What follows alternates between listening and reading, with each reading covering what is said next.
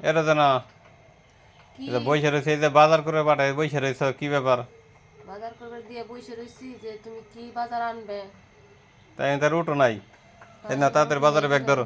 বসে রইছি। আরে বাজার করবে যে যন্ত্রণা, বাজার করবে যে মাথা পাগল হয়ে গেছে।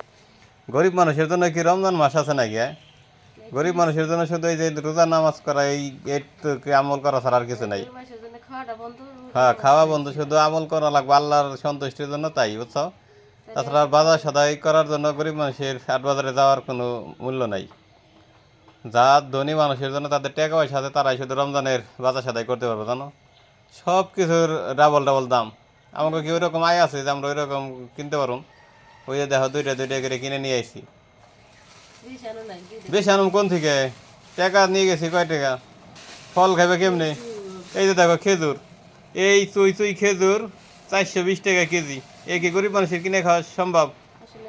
আমাদের মতো সাধারণ মধ্য ফ্যামিলির মানুষের তো এই 420 টাকা কেজি, এই নিশ্চয় খেজুর, তাও 420 টাকা কেজি। এই যে দেখো আপেল 320 টাকা কেজি আপেল, জানা কি গত বছর আসলে 200 টাকা, এবার 320 টাকা কেজি।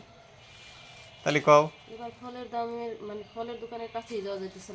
দিন গেলে কামাই হয় 500 টাকা, তো তেমন করে 1 কেজি আপেল 300 সাড়ে 300 টাকা কিনা লাগে। গরিব মানুষের জন্য জানো এই যে এই বাজারটা ঠিক আছে, কাঁচামরিচ 40 টাকা কেজি এখন, এইটা মন করে এখন আমাদের কিনে খাওয়া লাগবো। আর দুই রাতে চরচরি রান্ধবে, বেশি করে পেঁয়াজ কাটবে, মরিচ দিয়ে চরচরি রান্ধবে। আচ্ছা, ইলিশ মাছ রোজা রাখছা, ইলিশ মাছ ছাড়া ভাত খাওয়া যাবে না, ইলিশ মাছ খাইবে। আমাদের মতো সাধারণ মানুষের কি ইলিশ মাছ খাওয়া চলে? এই দুইটা মাছের দাম 700 টাকা।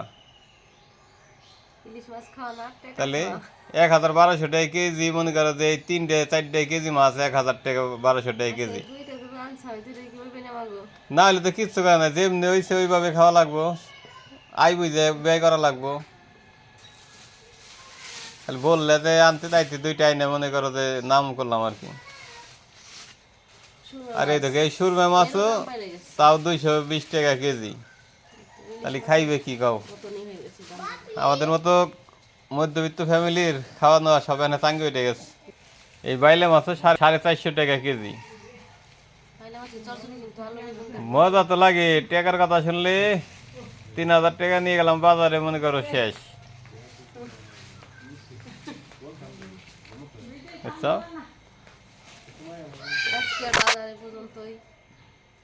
আসলে সব জিনিসের দামই বেড়ে গেছে, কিন্তু কৃষি কাজ করতে গেলে কৃষকের ফসলের দামটাই বাড়ে নাই। সবাই ভালো থাকেন, সুস্থ থাকেন, আল্লাহ হাফেজ।